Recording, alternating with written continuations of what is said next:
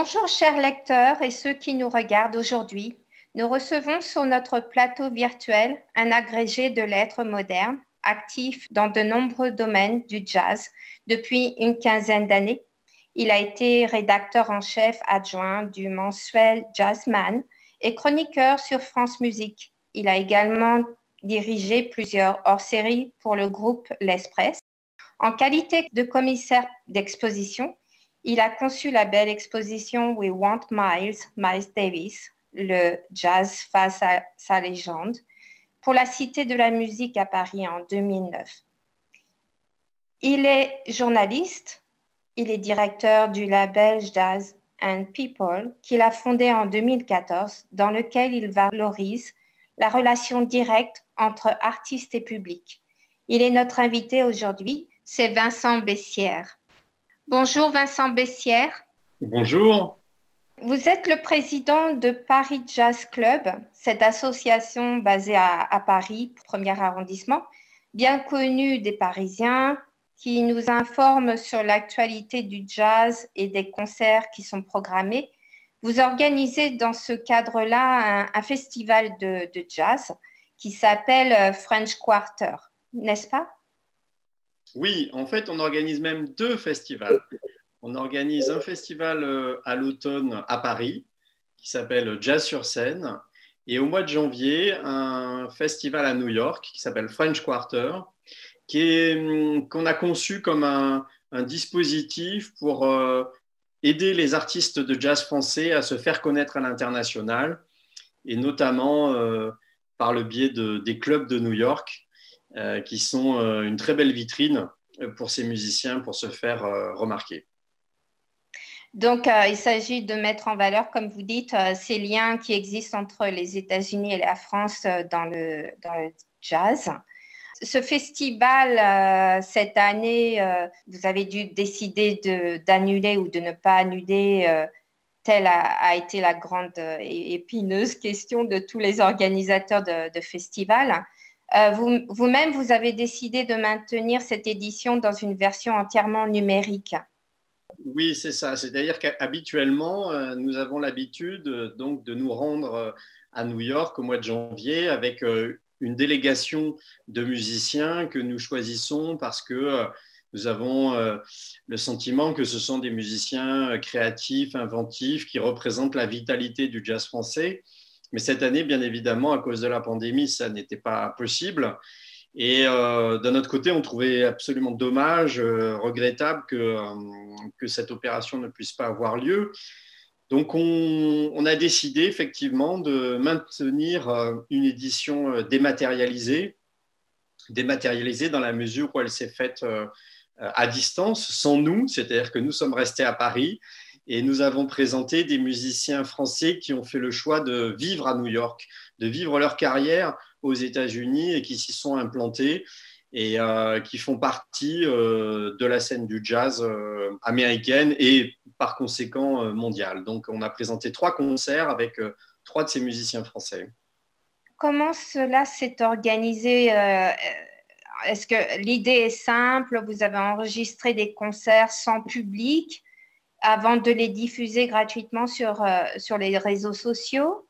Non, nous avons joué le jeu du direct. D'accord. Parce que le jazz, c'est une musique de l'instant, c'est une musique du live, c'est une musique qui est liée vraiment à un moment. Un musicien joue quelque chose à un moment donné qu'il ne jouera pas de la même façon le lendemain, parce qu'il y a cette part d'improvisation, il y a cette part d'inspiration qui est changeante d'un moment à l'autre. Et on avait vraiment envie de retrouver quelque chose qui est comme l'esprit du concert, donc avec un horaire précis. Et à cet horaire-là, les musiciens sont apparus, ils étaient sur une scène, dans un club, et ils ont joué. Alors, il n'y avait pas de public, il y avait juste le personnel du club qui était là pour les écouter physiquement, mais il y avait des centaines d'auditeurs partout dans le monde qui, par la magie des réseaux sociaux, ont pu assister à leurs prestations et découvrir leur musique. Si je ne me trompe pas, vous avez eu beaucoup de succès pour la première soirée, près de 120 000 spectateurs le premier soir. Oui, parce qu'en fait, nous sommes partis du principe que ces concerts-là, puisque la salle de concert virtuelle est sans limite finalement, Oui. autant essayer de toucher le plus de monde possible et autant essayer d'embarquer dans cette aventure autant de partenaires que possible. Donc, le concert était certes disponible sur la page Facebook de Paris Jazz Club, mais il était aussi accessible sur tout un ensemble d'autres pages. Alors, il y avait évidemment les pages des musiciens, il y avait les pages des clubs où les concerts avaient lieu, mais il y avait aussi des pages de nos partenaires, de nos amis qui font vivre le jazz en France, des festivals, des clubs, des partenaires institutionnels. Et comme ça, on a pu ouvrir en fait ce concert sur une multitude de fenêtres et ça a permis à beaucoup plus de gens de le voir que si on s'était contenté de le diffuser sur une seule page, un seul réseau. C'est ça la force aussi de l'Internet, c'est cette démultiplication des points d'accès, des points de rencontre qui a permis à ces concerts d'être très bien suivis.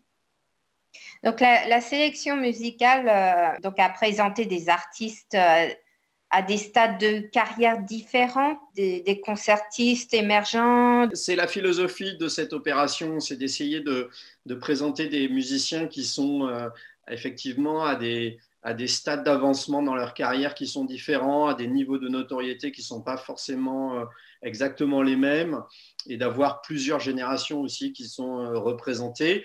Donc on a eu par exemple la chance d'avoir qui a joué en duo, c'était le premier concert dont vous parliez, avec le saxophoniste français Alex Terrier, un très grand monsieur du jazz, c'est le pianiste Kenny Barron, qui est vraiment un musicien majeur, quelqu'un qui a écrit quelques belles pages dans l'histoire du jazz, que ce soit avec quelqu'un comme Dizzy Gillespie ou auprès de Stan Getz.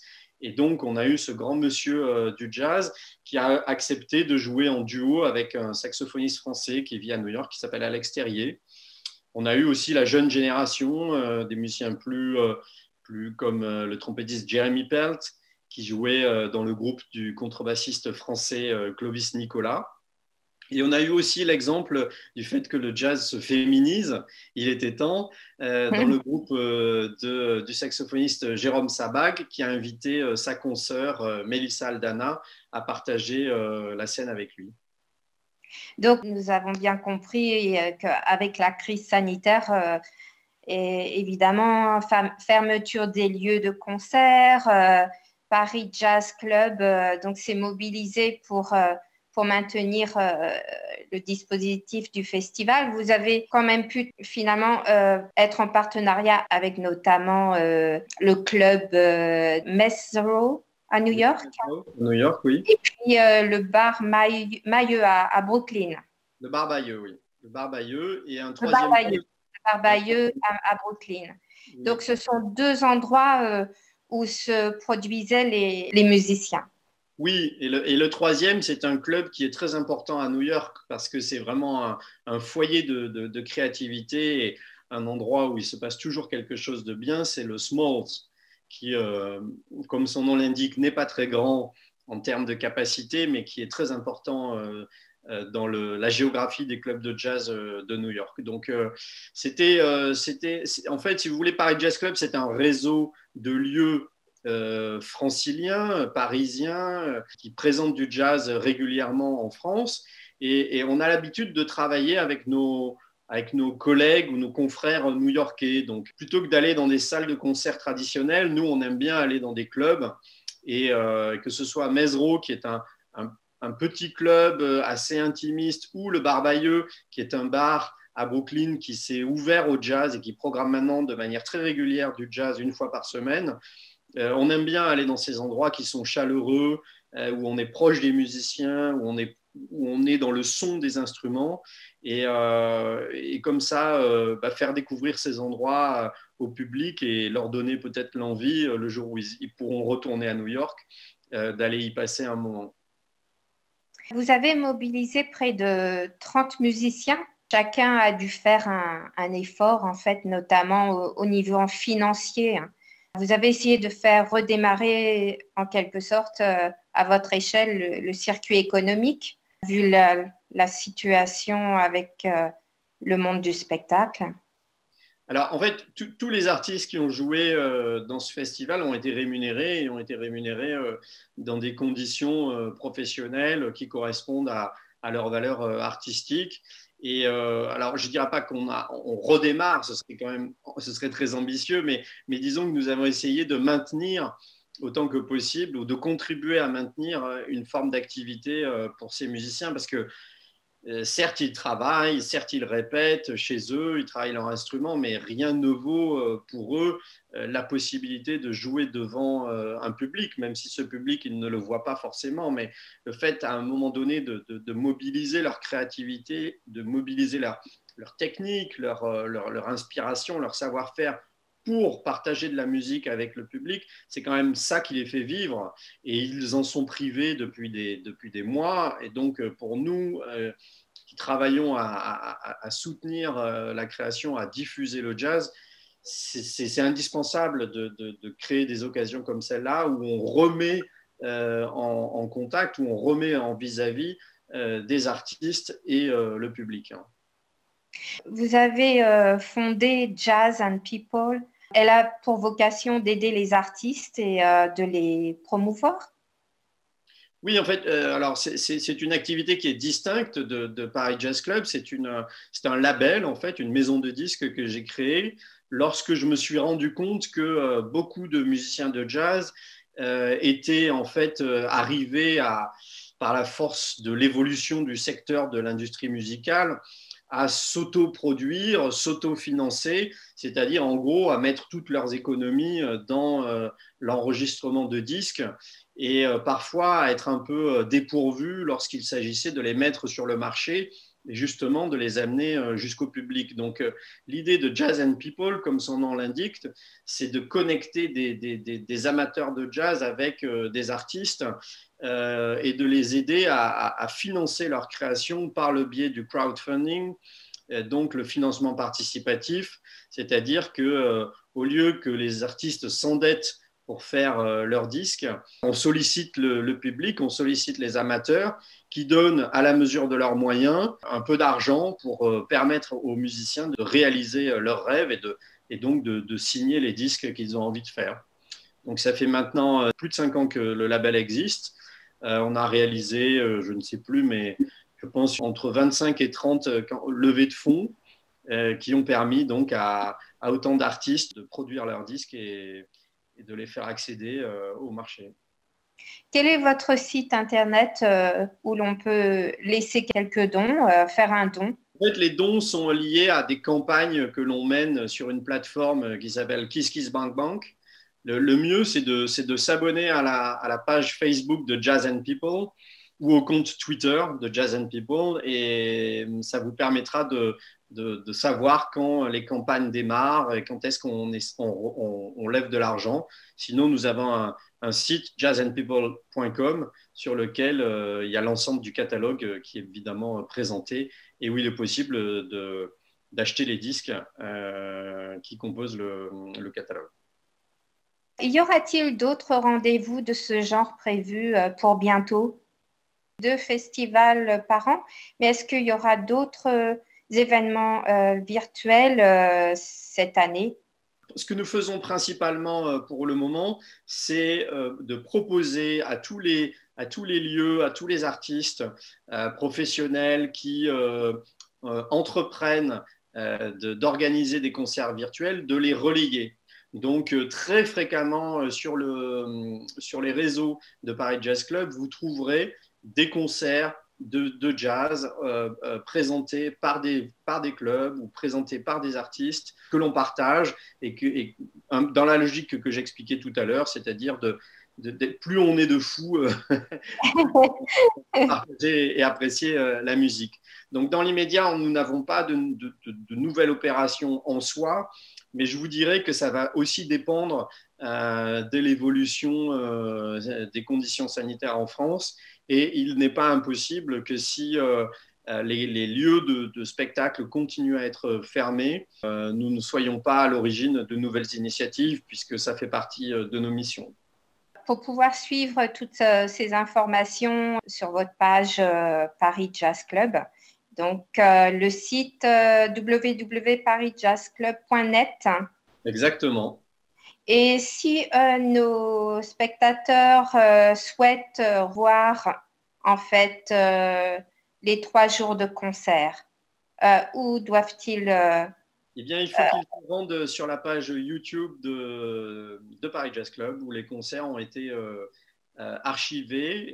Et ce festival French Quarter est à l'origine de quelle idée? Alors, l'origine de ce festival, en fait, c'est de se dire que il n'y a pas de meilleur amplificateur, il n'y a pas de meilleur lieu pour se faire reconnaître dans le monde du jazz que la ville de New York, qui est la capitale mondiale incontestée de cette musique. Et dans notre ambition de soutenir les artistes de jazz français à s'exporter et à se faire connaître au-delà des frontières de la France et même au-delà de l'Europe, on a trouvé ingénieux de créer ce festival à New York au mois de janvier, à un moment où a lieu un autre festival de jazz qui s'appelle le Winter Jazz Fest, qui est un festival de découverte, qui est fréquenté par énormément de professionnels du secteur, et notamment des programmateurs de festivals qui viennent, entre guillemets, un peu faire leur marché. Un peu comme le Festival de Cannes pour le cinéma, le Winter Jazz Fest est un moment où beaucoup de programmateurs partent à la découverte de nouveaux talents. Donc, c'est dans cet environnement-là que nous avons eu l'idée de créer le French Quarter. Et alors, au départ, c'était une soirée. Et puis, ça a grandi. On est allé dans des différentes salles, différents clubs à New York. Et maintenant, c'est un rendez-vous qui est assez bien identifié et que donc nous renouvelons chaque année au mois de janvier. Donc, c'est un festival qui est bien connu à New York. Et, on peut le suivre partout grâce à Internet, vu la situation sanitaire. Est-ce que vous resterez peut-être en mode digital lorsque la situation s'améliorera pour permettre justement à d'autres spectateurs de profiter de ce festival à New York? Oui, oui, je crois que vraiment, on a eu la démonstration cette année que on pouvait toucher effectivement tout un public qui est d'ailleurs sur le plan géographique très dispersé, puisqu'on avait des spectateurs qui étaient d'un peu partout dans le monde. Et on s'est rendu compte qu'on avait tout intérêt à maintenir cette dimension digitale et d'offrir maintenant chaque année ces concerts par le biais des réseaux à tous ceux qui ont envie de le voir. Ça s'inscrit complètement dans cette logique de démocratiser et de faire connaître les artistes français de jazz. Voilà, oui, French Quarter gardera à l'avenir sa dimension digitale. Bonne nouvelle pour tous nos lecteurs et nos spectateurs. Oui, je crois. Je vous souhaite bonne continuation. Vincent, encore merci pour avoir pris le temps de répondre à nos questions. Je vous en prie, c'est un plaisir. À très bientôt alors pour un autre festival qui arrivera donc le prochain. Vous avez dit que ce serait plus au printemps? Alors, les rendez-vous qui sont à peu près certains, c'est au mois d'octobre, notre festival Jazz sur scène à Paris, et au mois de janvier, donc le French Quarter à New York. Mais après, tout au long de l'année, on organise plein de choses. On a beaucoup de liens avec des acteurs du jazz en France et à l'étranger. Donc, il y a toujours de la musique à découvrir et à écouter sur Paris Jazz Club. Alors, restez à l'écoute, chers lecteurs et spectateurs. Donc, Facebook, Paris Jazz Club. Et à bientôt sur aussi leur site internet www.parisjazzclub.net. Merci encore. Au revoir. Merci. Au revoir.